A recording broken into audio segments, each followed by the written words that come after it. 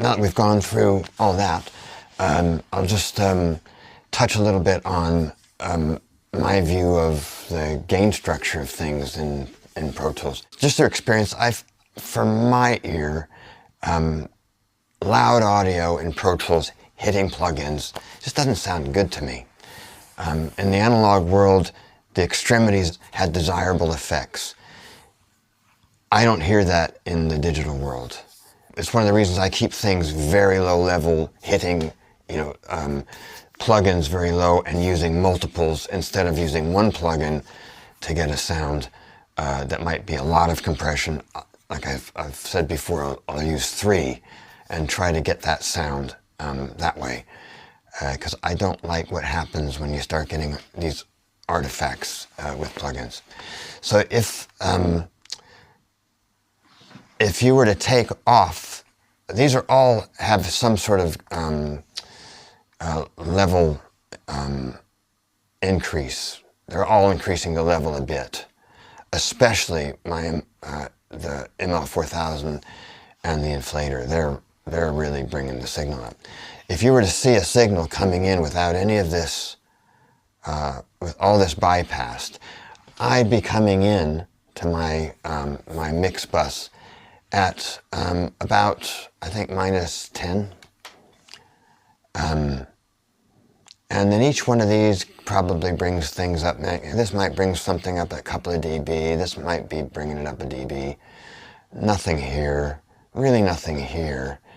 When you get to here, this is like 5 dB and this is like 5 dB. That is quite dramatic when you put these in. And when I print, I'm not doing anything. I don't look at my meter. These meters, I don't know. I've never known really about meters, so I'm just eyeballing. I think I get it to about 2 dB shy of your sort of digital, like, ceiling.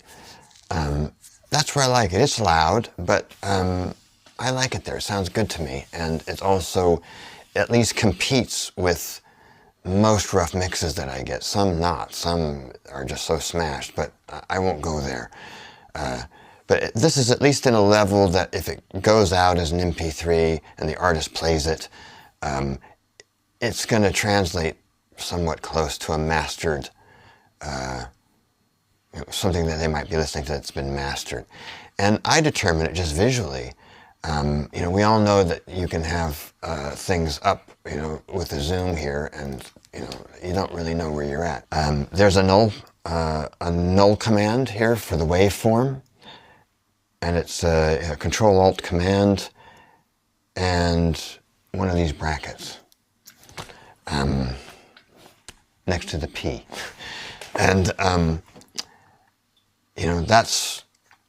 that's where I get my signal up to. It's about there. That's about right. Sometimes a little louder than that, even. If I'm having trouble with my gain on like the instruments, this is pretty cool. This is even a little low.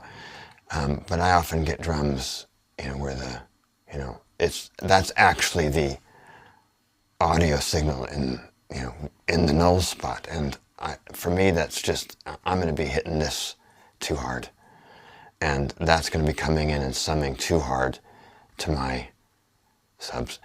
And again, I don't have any scientific knowledge to impart for you on that. It just sounds better to me doing it this way at low levels, and then cranking it up with this, distortion in the plugins, like what you've seen me do on, other things, all these compressors that have distortion and saturation, and EQs that have saturation. Because I don't hear that happening with, like it would in the analog world with an EQ or a analog compressor. There you have it. That's everything. I don't use it all at once, usually. I might someday. Mix and match, make your own. For me, this would just be a starting point if you want to, get some ideas. But this isn't written in stone. I change it up. over the years, it morphs into other things. So anyway, I hope this helps. Just even if it just gets you started on going down a path of finding your own ways of doing what you want. Have fun.